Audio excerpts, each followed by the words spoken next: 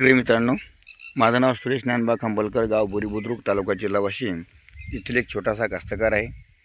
आणि मी गेल्या 4 वर्षापासून यासारखे शून्य मशागत तंत्राचा अवलंब करून शेती करत आहे. मी 4 दिवसापूर्वी म्हणजे 4 दिवस झाले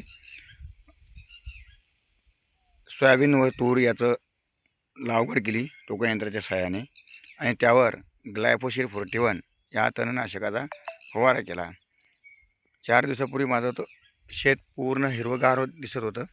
आज बघा ग्लायफोसेटचे परिणाम पूर्ण जे तण आहे हे जाग्यावर सुकायला लागलं. बघा मित्रांनो, आणि त्यामुळं काय झालं, माझा वेळ वाचला, श्रम वाचले. मी टोकन करून घेतलं आणि त्यावर ग्लायफोसेटची फवारणी केली. आज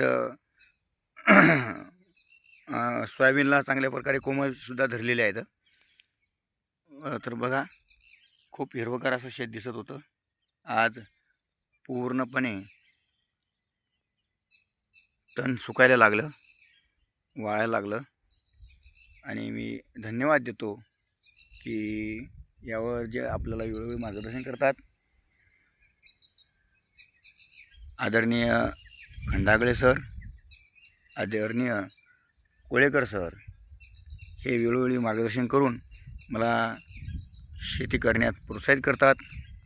आपणसुद्धा त्यांना एक कॉल किंवा व्हॉट्सअपच्याद्वारे संपर्क साधून त्यांचा सल्ला घ्यावा आणि त्यांच्या सल्ल्यानुसार आपण शून्यागत मशागत तंत्राचा अवलंब करावा, जेणेकरून आपली काळी आहे ही काळी आई वाचेल, आपलं उत्पन्नसुद्धा वाढेल. आज काळी आईला वाचवणे खूप महत्त्वाचं आहे मित्रांनो. कारण आज बघतो आपण आपल्या जमिनीचा सेंद्रिय कर्ब हा खूप काही कमी होत चाललेला आहे. आणि सेंद्रिय कर्ब जर कमी असं जर वाढत गेला तर आपली जमीन ही वाळवंट बनल्याशिवाय राहणार नाही. आपल्या जमिनीला जर वाचवायचं असेल तर आपल्या जमिनीला सेंद्रिय कर्ब वाढवणे व pH मेंटेन ठेवणे ही काळाची गरज आहे मित्रांनो. धन्यवाद.